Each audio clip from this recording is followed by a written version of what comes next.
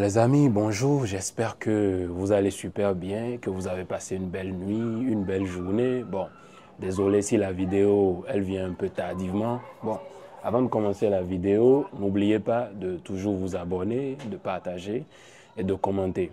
Bon, hier, j'ai lancé un truc où je disais qu'on allait faire un truc de dingue. Bon, désolé pour le bruit, comme d'habitude. Bon, on n'a pas le choix. On fait avec.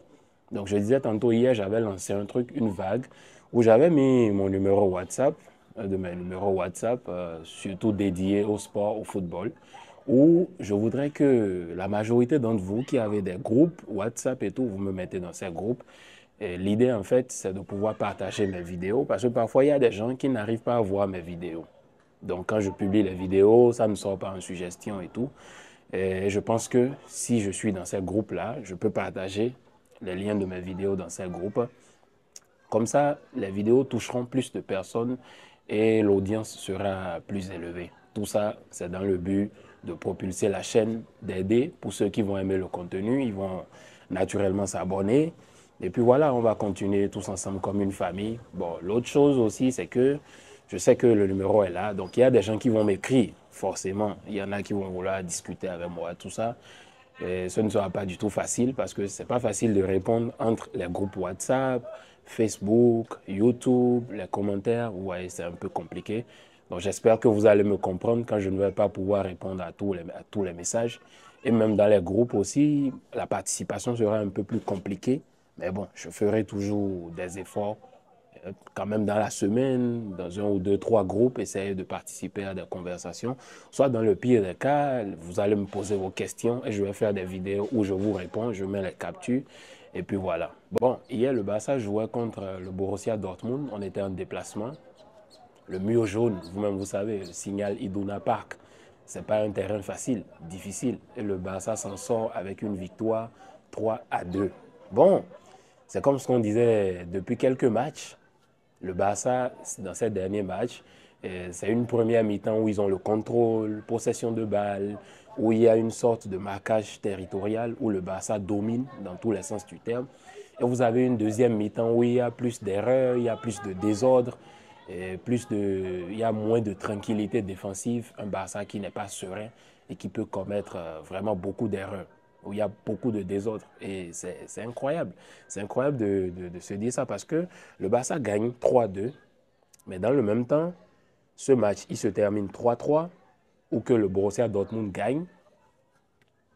Qui peut se lever ici, venir s'asseoir et dire que, ah non, le Borussia n'a pas mérité de gagner parce qu'ils se sont procurés de belles occasions. Et en parlant de ça, je vais parler de Serhou Guirassy, la minute Guirassy. Guirassy, mais c'est pas sérieux quoi. Non, mais Guirassy, on peut en vouloir tellement à quelqu'un comme ça. Regardez les buts qui te planquent, ce gars-là. Non, mais ce qui est bien, c'est que bah, ça me fait plaisir. Pourquoi? Parce que ce sont des attaquants africains. Ouais, des gars comme Lookman, Guirassy, c'est des gars qui sont vraiment, ils ont du potentiel, ils sont puissants. Surtout quand tu vois la taille, ils arrivent à combiner la taille, la vitesse et la vitesse d'exécution dans pas mal de choses. Bon, quand même, Lookman, il est plus court, hein. Mais Guirassy, il est vraiment, il a du potentiel, il est géant, il est costaud. Et pour ce type d'attaquant, avec ce genre de gabarit, le genre de gestes qu'il fait sur le terrain, franchement, c'est à féliciter.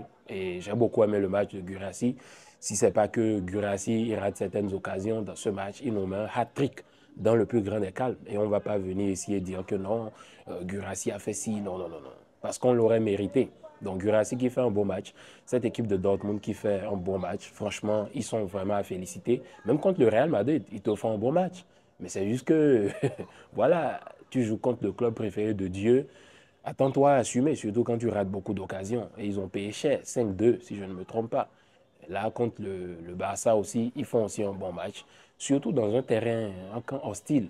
Vous-même, vous savez, c'est difficile. Même quand le match, pour ceux qui ont suivi le match, il fallait entendre le bruit du public. C'est des gars, ils vont te descendre du début jusqu'à la fin. Il faut vraiment avoir le moral. Il faut vraiment être concentré à un niveau donné pour pouvoir jouer ce genre de match. Donc, félicitations à cette équipe de Dortmund. Maintenant, concernant le Barça, Iñaki Peña, en fait, c'est ça quoi. Hein? Tu as une occasion, tu lui mets deux buts. Mais bon, Dans le même temps, ce n'est pas aussi de sa faute parce que quand vous voyez le piège à hors-jeu et tout ce qui va avec, et ça aussi, j'en parlais dans les précédentes vidéos, il faut faire attention. C'est un joueur que tu ne verras venir de nulle part, qui va te passer dans le dos et qui ira. Et qu'est-ce qui s'est passé? Koubassi, en cherchant à aller marquer la limite, il y a un truc qui sort de nulle part, Wolf, et qui passe par derrière. Et on a vu ce qui s'est passé après. Donc, forcément, c'est compliqué. Hein. On sait que quand ça marche, ça marche. Vraiment, il faut l'exécuter avec une telle concentration où ça doit marcher à 100%.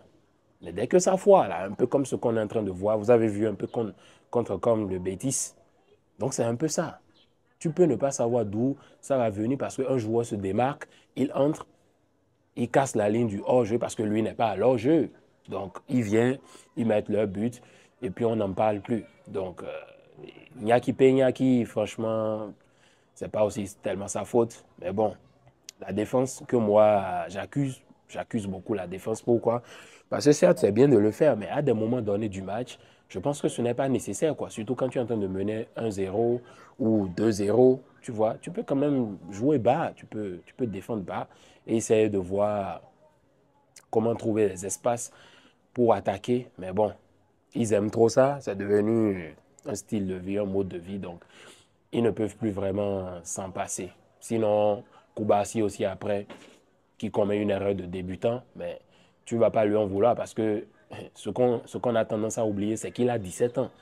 Et quand tu as un joueur comme ça qui a 17 ans et qui commet ce type d'erreur, le truc c'est de lui dire, ok fiston, voilà, tu as fait ci, ça, la prochaine fois ne fais plus ça. Mais même lui, en tant que joueur, défenseur intelligent, c'est clair qu'il va apprendre de ses erreurs, c'est clair. Donc la prochaine fois, parce que vous avez vu en début de match, c'est Inigo Martinez, premièrement, qui pousse Guirassy. Mais après, et vous voyez, tellement ils sont à l'aise, ils se disent, ok, on peut faire ça et tout. Et après, c'est Koubassi qui le fait. Mais l'arbitre, il siffle derrière. Et c'est ce dont je parlais en début de vidéo, le désordre qui peut arriver dans cette équipe, c'est incroyable. Ouais, le désordre, la déconcentration défensive, c'est des trucs qu'on ne peut pas se permettre. Bon, Koundé, Baldé qui se proposait quand même en attaque, mais pas un moment qui n'arrivait pas à être retrouvé. Baldé, je trouve que parfois il demande la balle. Tu te dis, ok, tu demandes la balle maintenant, je te donne la balle maintenant, et il ne fait pas ce qu'il doit faire. Et jusque-là, on se dit, OK, c'est des jeunes qui continuent toujours à apprendre et tout. Mais bon, ça y est, quoi. Il faut y aller vite. Quand il s'agit d'attaquer, il faut attaquer. Il faut attaquer. Franchement, maintenant, en parlant du milieu de terrain, pour moi, je dis mais pour moi, la clé de ce match a été la duple Pedri-Casado. Franchement, la duple Pedri-Casado, ce qu'ils ont fait dans ce match hier, c'est un masterclass. Parce que j'ai l'impression qu'il y en a, ils regardent juste le football. Ils ne voient pas le football. Ils regardent juste. Si vous voulez, allez voir encore le match et regardez le boulot qu'a battu Pedri et Casado dans ce match. Non mais c'est dingue. Vous vous souvenez Casado qui disait tantôt, quand j'ai la balle et je ne sais pas quoi faire, je la remets à Pedri. Regardez sur le premier but de Rafinha, le positionnement de Pedri. Mais c'est tellement intelligent. Allez revoir l'action. Bon, le truc c'est que j'ai aussi ça en programme. Voilà, quand je vais améliorer mon matos, mettre des séquences de match, bon, des images, hein, parce que quand vous mettez des séquences de match, vous risquez gros, surtout avec votre chaîne, avec les histoires de copyright et consorts. Mais c'est un peu ça. Pedri Casado en termes de récupération et Pedri en termes de créativité. Non, mais franchement, ces deux, ce qu'ils ont montré hier dans ce match, c'est incroyable.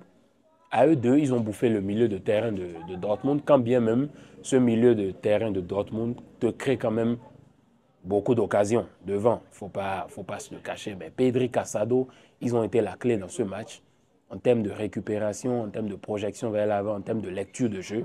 Il y a aussi Olmo, aussi très intelligent dans le jeu, mais Olmo, que moi, je trouve qu'il perd assez de balles. Et c'est un truc qui commence à me fâcher. Et je trouve aussi qu'il y a des passes que Olmo aurait pu faire, mais qu'il ne les fait pas. Mais bon, heureusement, on gagne ce match. Et Rafinha qui met son but, Rafinha qui reste toujours incroyable. Il est en train de vivre la saison de sa vie. Non, mais c'est incroyable ce que Rafinha est en train de faire. Et il faut voir la séquence de jeu, comment ça arrive et comment le but arrive. C'est incroyable. C'est dingue comment cette équipe du Barça, en fait, cette équipe du Barça, elle peut perdre. tout comme elle peut faire un match nul, tout comme elle peut gagner, mais elle te propose quand même du beau jeu, du spectacle. Tu peux bien t'asseoir et dire qu'ils ont été éclatasses, qu'ils ont été ci, qu'ils ont été ça. Mais c'est une équipe quand même que quand elle joue, tu sais qu'il y aura des buts. C'est dingue, mais parce que quand tu vois la manière dont c'est versatile, la manière dont le camp il est ouvert, la manière dont il peut y avoir des occasions de but, en fait, c'est clair que le spectacle, il est garanti. Lewandowski, qui malheureusement n'a pas pu accomplir avec la loi de l'ex, il n'a pas pu marquer. Maintenant, on va parler de Lamine Yamal. La Lamine Yamal dépendance dont on avait parlé sur une vidéo déjà, une ou deux vidéos. Lamine, en termes de volume de jeu, en termes d'intelligence de jeu, mais c'est incroyable. C'est incroyable. Et j'ai l'impression qu'on a tous tendance à oublier qu'il n'a que 17 ans. Regardez sur le deuxième but de Ferran Torres. S'il prend, en fait, nous tous, à l'unanimité, nous sommes d'accord que si Lamine, il met une seconde ou une tierce de plus, Ferran, il se retrouve à leur jeu. Mais rapidement, regardez comment il lui remet la balle. Ça prouve qu'il est vraiment intelligent et qu'il est fait pour ça. Et qu'il progresse à chaque match. Non, mais c'est incroyable ce que Lamine te fait sur cette séquence. Et même dans tout le match, il a fatigué le latéral de Dortmund du début jusqu'à la fin. Lamine, en termes de progression, en termes de... Et ce qui est fou, c'est que sa protection de balle, elle est incroyable. Sa conduite de balle, elle est incroyable. Ses dribbles sont incroyables. Qu'est-ce qui n'est pas incroyable chez ce gamin? Absolument, tout est incroyable. Tout est incroyable. Et comme je le disais sur un de mes statuts, Lamine est en train de donner une carrière à Ferran. Parce que Ferran, c'est devenu un remplaçant de luxe. Il reste là au banc, dès qu'il entre, paf, il rentre, il brille.